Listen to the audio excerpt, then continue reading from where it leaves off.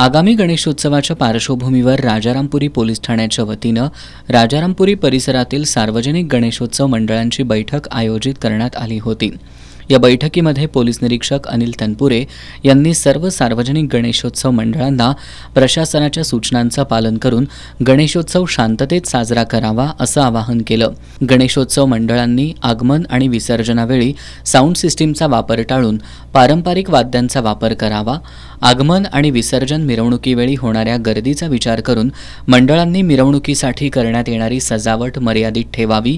जातीय तेढ निर्माण होणार नाही याचं भान ठेवून सार्वजनिक गणेशोत्सव मंडळांनी देखावे आणि मनोरंजनाचे कार्यक्रम आयोजित करावेत असं आवाहन पोलीस निरीक्षक तनपुरे यांनी मंडळाच्या पदाधिकाऱ्यांना केलं। गणेशोत्सव मंडळांनी सर्व परवाने एक खिडकी योजनेतून घ्यावेत। गणेश मूर्ती प्रतिष्ठापना मंडप मजबूत करावा। मंडळांनी मूर्ती प्रतिष्ठापना केलेल्या मंडपात 24 तास काही स्वयंसेवकांची उपस्थिती ठेवावी अशा सूचना बैठकीत करण्यात आल्या। बैठकीला अनिल घाटगे, नितीन पाटील, निरंजन कदम, काका पाटील, योगेश हातलगे, रघुनाथ टिपुगडे, निरंजन कदम यांच्यासह तरुण मंडळाचे पदाधिकारी कार्यकर्ते उपस्थित होते।